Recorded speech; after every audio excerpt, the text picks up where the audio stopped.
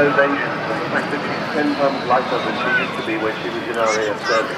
You can't have the engines at full chat for very long, you'll exceed all the speed limits. So you have to take the throttles off again, and you then get the demonstration of how she can whisper round the place. It's an amazing airframe, this. It's very slippery, not much drag. She just glides along and can do it very quietly when she wants to. So, I was talking about Martin Withers. Right at the end of Vulcan's operational career, that was in 1982, she hit the centre line of the Port Stanley runway, which was occupied by the Argentines in the Falklands, with one bomb and the edge of the runway with another. That was out of dropping 21 bombs, 21 1,000-pound bombs, not far short of 10 tons. That's what you had to do with wartime non-guided weapons, dumb bombs as they're referred to. And you can see how stealthy she is. She creeps up on you and she has that slim look coming towards you.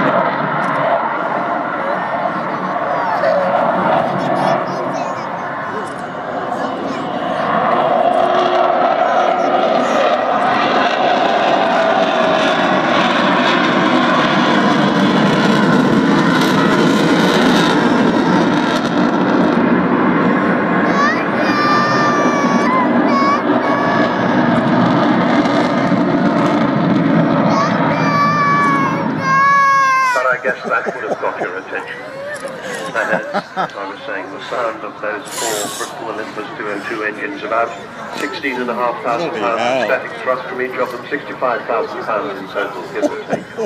So the wheels are down. Obviously she's not going to land here, but we see her coming by with the gear down, all 18 wheels, 16 wheels on the main undercarriage and 2 on the nose wheel.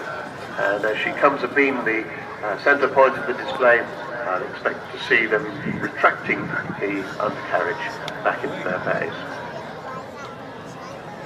That raid on the Falkland Islands was 7,760 miles round trip, the longest bombing raid in history at the time, and it involved 11 Victors refuelling, and 18 air-to-air refuelings had to take place to enable this aircraft to get from Ascension down to the Falkland Islands and back again. It was a very close thing.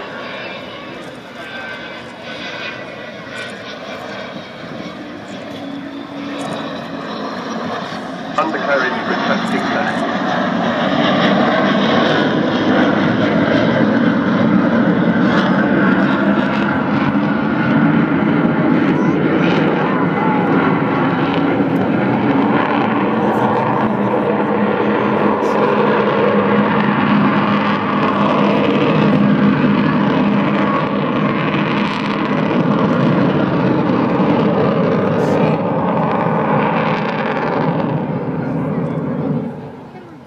Vulcan was immensely popular when she was in RAF service. This particular aeroplane was kept on long after the other operational aircraft had ceased flying as part of the Vulcan display flight. The Air Force finally got rid of her in 1993, her last display season 1992. And she was bought by David Vulcan, and he and Dr. Robert Fleming are the men who really caused this aeroplane to be back with us today. Bombay doors coming open as she goes by now. That is the size of the Bombay. That is the heart of the bomber. That's the Bombay that carried those 21 1,000-pound bombs, as I said, not far short of 10 tons. So David Walton and Robert Fleming decided that we ought to have a Vulcan fly again. Everybody said it couldn't be done, and it very nearly couldn't. On many occasions it nearly failed. But with the help of the Heritage Lottery Fund and money from industry and money from you, that was the important thing. She finally got airborne again in 2007. It was an extraordinary moment, and it had cost about 7 million quid so far to get her airborne again for the second time. As she comes back in front of us this time, you'll see the Bombay doors closing. That Bombay these days full of the names of people who've contributed to this aircraft being continuing to fly.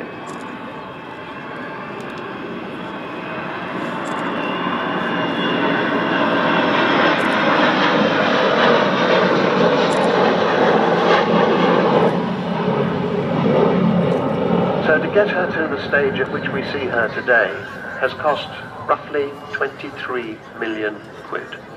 That is extraordinary. And not only has it... Shut up.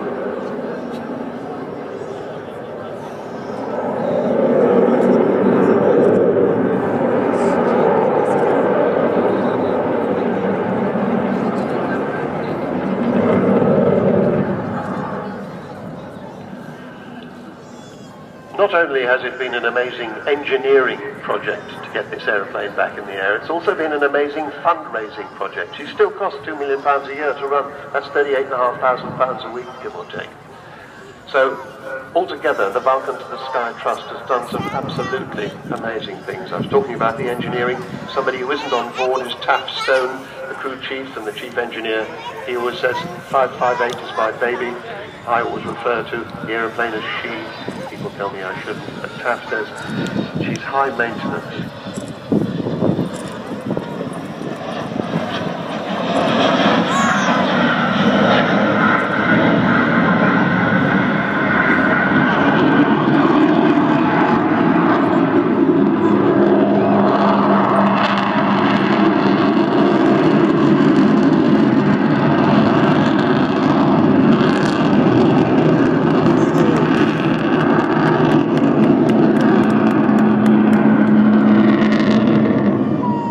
That amazing design from Roy Chadwick. It's a bomber, but it flies like a fighter. And indeed, all Vulcans have, instead of the usual control yoke that you have in a big bomber in front of the pilots, you have fighter-type control columns. And you can see from the agility that we saw just there, that that's really the result of some absolutely amazing aeronautical design. So this is her last flying season. She has about 4 more displays to do, and then 2 big tours of the country. Why? Well, 3 technical authority companies have decided that they can't support Vulcan anymore. That's BAE Systems, Rolls-Royce and Marshall Aerospace. And without their support and their signatures, she loses her civil permit to fly. So she will become illegal at the end of this season. This is her final pass. Time to wave goodbye.